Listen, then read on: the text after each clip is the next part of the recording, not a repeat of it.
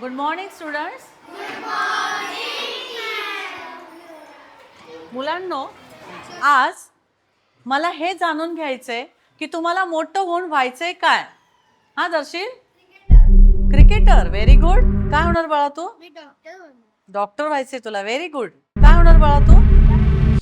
Prime minister. अरे वा, किती छान. Pilot. Very nice. Shreya? Wow. Ruhi, तुला काय बनायचंय? IPS. किती छान. राजू, तुला काय व्हायचंय? शेतकरी.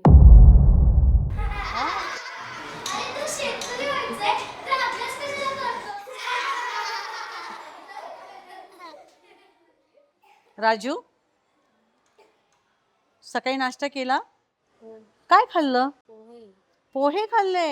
अरे वा. बस मुलांनो, सगळ्यांनी नाश्ता केलाय आज? बर, आता काय आज तुम्ही सकाळी खाल्लं ते मला पाहिजे. हा दृष्टी? पावभाजी. पावभाजी, इडली, आलू का पराठा. पराठा, उत्तप्पा आणि डोसा. डोसा.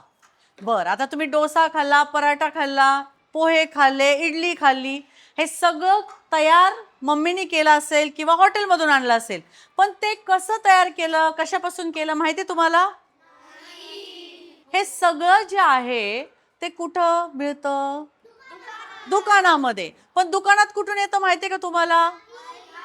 दुकानात येतं ते शेतामधून. शेतामध्ये जो काम करतो त्याला शेतकरी म्हणतात. मुलांनो, तुम्ही डॉक्टर होणार, वकील होणार, इंजिनियर होणार, सगळं होणार. पण जर तुमच्या घरात शिजवण्यासाठी अन्नच नसेल, धान्यच नसेल, तर त्याचा काय फायदा आहे? म्हणून हसू नका. शेतकऱ्यावर हसू नका. ते काम मोठं काम आहे. हसू नका, हसू नका. ते काम मोठं काम आहे.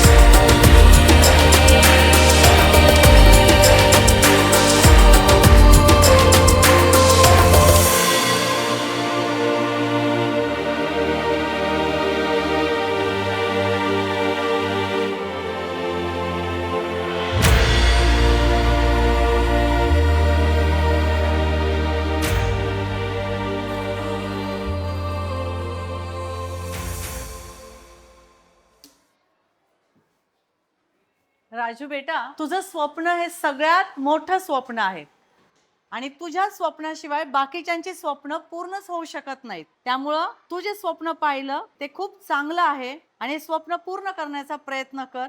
त्यासाठी तुला सदिच्छा.